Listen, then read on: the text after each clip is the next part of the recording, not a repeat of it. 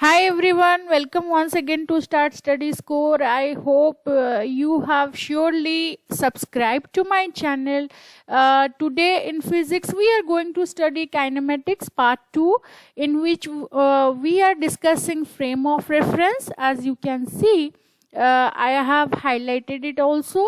First, frame of reference, then we will discuss the types of it, then we will discuss the motion in different dimensions, which is equally easy to understand, but we must have a we must look at it how we are going to solve the future problems with the clear concepts here we are having. Now, at the meantime, I would like you to subscribe my channel, because these videos will only be subscribed for subscribers. That's why I'll heavily recommend to subscribe my channel. So let's get started. Now, as I said, we will discuss what are frame of reference. So the first question that will come to your mind, that why we need to even think of it, and we need to know about it. What is the reason? Why? Okay. Now, as you can see the thumbnail I have given in the video, that a cyclist is going in a cycle, right? And a person is driving it. Now the tree is standing where it stands, the road is going by, and the cycling is going in this road, right? Now if I cannot take a person or a tree or any object around me which is as a reference point, I cannot say whether I am moving or not. Okay, I discussed this in the previous video also. When a car is moving, then the fellow passenger must be feeling they are at rest to each other, but they are in constant motion with respect to a tree which they are crossing by. So frame of reference is equally important when we are discussing rest or motion. That's why we took the topic into account and wanted to solve it once for all. Okay. Now, when we study about frame of reference, we want always to specify a position of an object, whether in rest or in motion, so that we can put the object and see whether it is in rest and motion with respect to another one. Okay, so that reference point can be taken as the origin. So in that picture I have drawn with the tree, with the cyclist crossing by, the tree will solve the purpose as the origin. Okay, and the cyclist will cross it, and the distance can be measured from, we can take it as 0 at the tree, because the tree is at rest with respect to the cyclist, and I can take it as the origin or the reference point, and easily can calculate the distance covered by the cyclist at another point, right? That's why we are specifying a position which will need a origin or reference point. We are naming it origin. Okay, so as we have already studied that there are rectangular components, so it will be very easy to describe them in rectangular components. Don't you think so? So that's why I am drawing totally 3D here. I am not doing 2D. Well, 2D can happen, 1D also can happen. I'll explain you how it will happen.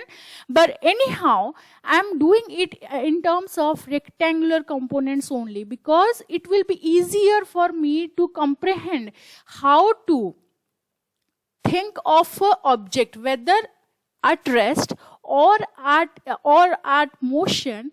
I can comprehend how to explain it with respect to a system of components which are here rectangular components. Now, this origin is also called the reference point. Okay, and here the observer must stand to see the specified position and how it is moving with respect to time. So the observer must have a clock or stopwatch or a watch with him or her, so that he can specify in which duration of time the object moved, or it remained at rest during that time period, starting from 0 to 10 seconds, starting from 0 to 24 hours, starting from 0 to 1 year, how the thing is moving or is at rest. Okay, so that's why frame of reference means it is a reference point. It is a reference point, first one, where an observer will stand. We can say it as origin also, for all good reasons, because we are starting from here. That's why it is origin. Okay, and the observer will be having a stopwatch with a clock, will frame a reference point for the point we are taking for observation. Okay, so if the point is moving from here to here, then we can easily join the dots, and we can say the first position was here, the second position was here, the time taken was from 0 to t1, and the time taken from coming from to p2 is t2. Then we can calculate in mathematical terms. That's why frame of reference are important. Then we will go to types of frame of references. As I said, when we are discussing about frame of references, we are just highlighting it in 3D, right, for our ease. So for our ease means it should be like that we can able to explain it in particular terms. So what we are doing, what we can explain with the help of frame of reference. Now first of all, we have a origin in mind. Whenever we are discussing a frame of reference, we have an like origin or point of reference, which is called O. Okay, 3 meeting point of x, y and z axis. I can name it x, y and z, and we can have all the orthogonal unit vectors also. You can refer to them in my videos, which are unit and dimension video. You can refer it there also for your for reminding. Then what can we find out with this frame of reference? We can explain all the vectors in frame of references. What are they? We can define a position vector. Okay, that means it must have a magnitude as well as a direction. We can define a displacement, right? We can define a velocity, acceleration. All the vector quantities can be represented only, not the scalars, because they don't have directions. So we will only emphasize on vector quantities by frame of reference. What are the types of frame of references? Now there are two types of frames. One is inertial. You must be thinking, it is not important to understand all this, but those who want to be very specific and clarified about all these things, how to measure, where to measure and what to take it, they will find this video helpful. Now, what is an inertial frame of reference, which is very important to understand. Now, when we are talking about inertial frame of reference, we are certainly saying that Newton's first law or all law, Newton's first law specifically, which is all about if there is no external force, the body will be at rest. If there is an external force, then only the body will move or will be at motion. So Newton's first law holds good in inertial frame of reference. Now I can give a good example here. If a object is moving with uniform velocity, then it would be called, it is in inertial frame of reference because it is obeying Newton's first law. Okay, how so? Because when we are saying that inertial frame of reference, then we are saying that the person is rest, the frame of reference is at rest, and the body is moving according with reference to that position. So that's why it is inertial frame of reference. Now for non-inertial, for what is non-inertial then? You must be thinking. So here Newton's first law doesn't hold good. Okay, it doesn't hold good. And how so? Where does it happen? Here it can be, I can take an example, like a person in a bus moving with a variable velocity. Now there is a bus here, and it is happening, it is giving brake when the humps are coming. Okay, when the humps are coming, it is giving brake, and when it is speeding ahead, if there is no rush in the road, so this person sitting inside the bus is not obeying the Newton's first law, because he is not giving brake, he is not pulling ahead, he is not moving ahead. So that would be a non-inertial frame of reference, because the frame of reference is also moving along with the bus. Okay, so that's why here it would be Newton's first law will not be obeyed, and the frame of reference is also moving with the bus with variable velocity or moving with acceleration along a straight path. Okay, so same with Earth. Earth is moving around the sun. So if it is sun and the sun is moving, the Earth is moving around the sun, and it is almost a circular orbit, but it is also spinning across its own axis, right? And due to the velocity of the Earth changing with time, we can say Newton's first law is also doesn't hold good for Earth. Therefore, frame of reference like attached to a person on Earth will be non-inertial. Do you get my point? If I am studying something, the person on Earth, now it is spinning across its own axis. The orbit is almost circular but not exactly. So what is happening? The velocity is not uniform. It is not uniform.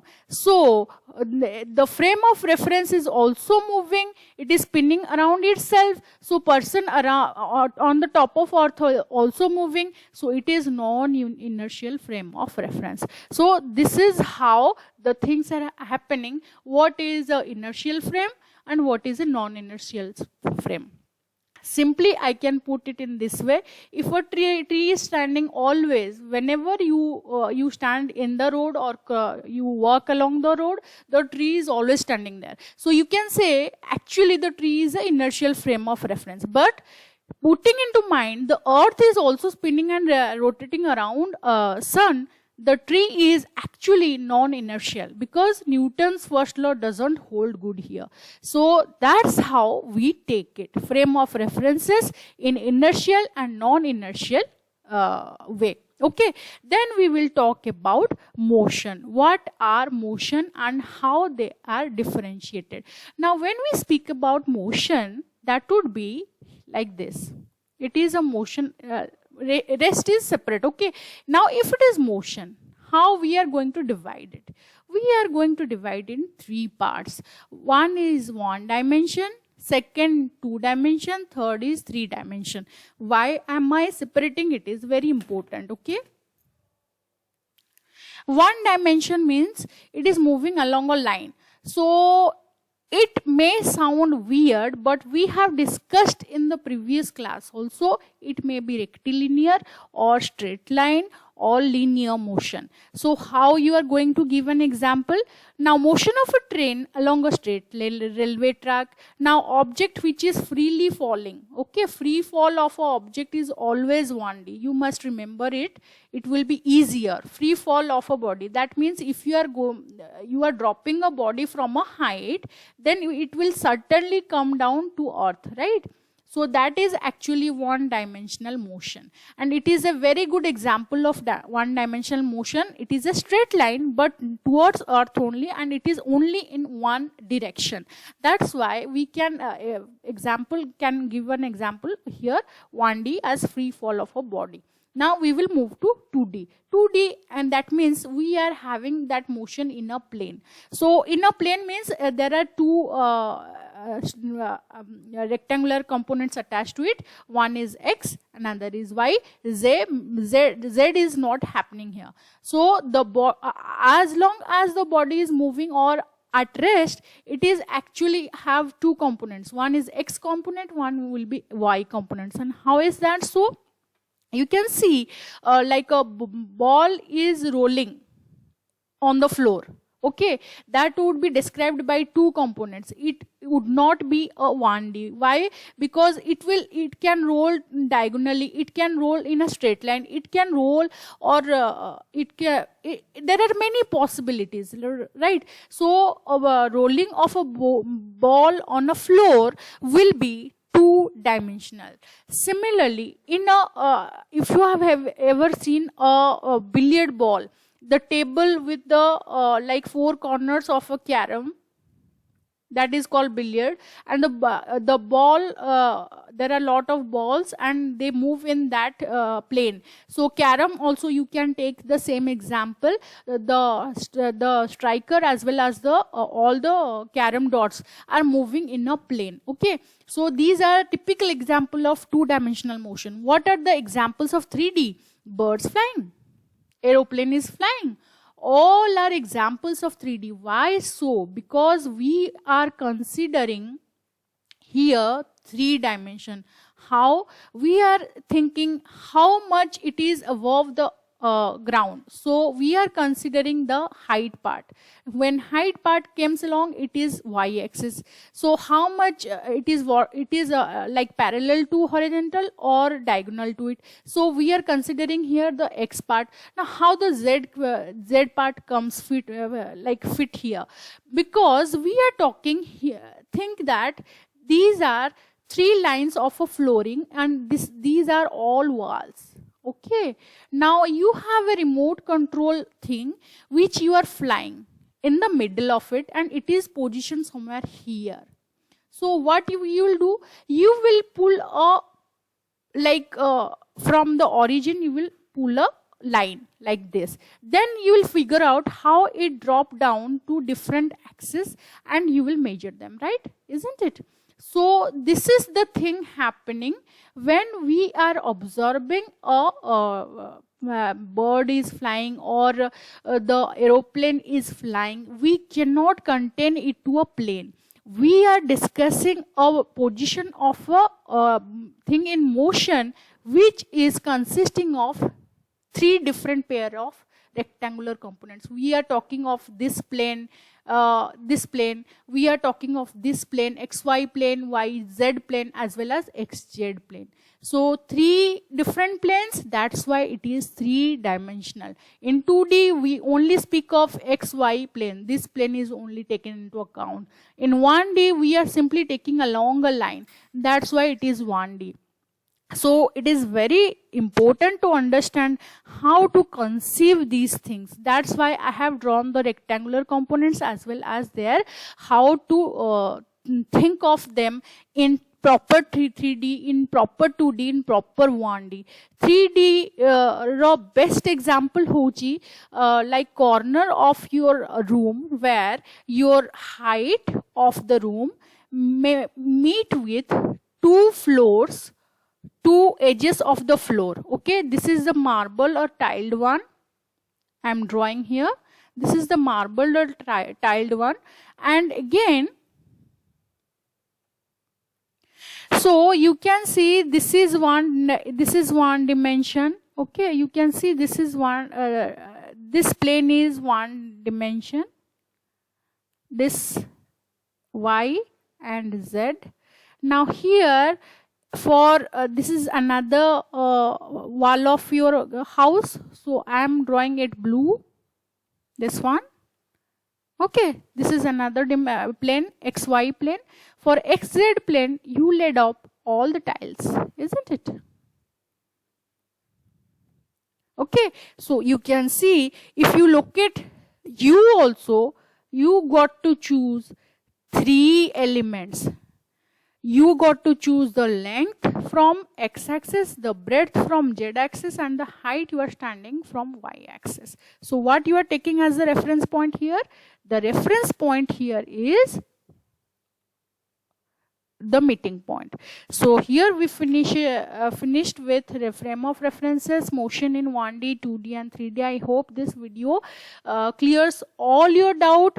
Stay tuned for new videos, and I will always want to say you thanks for watching my video, and do subscribe my channel so that you got updated whenever a new video comes in.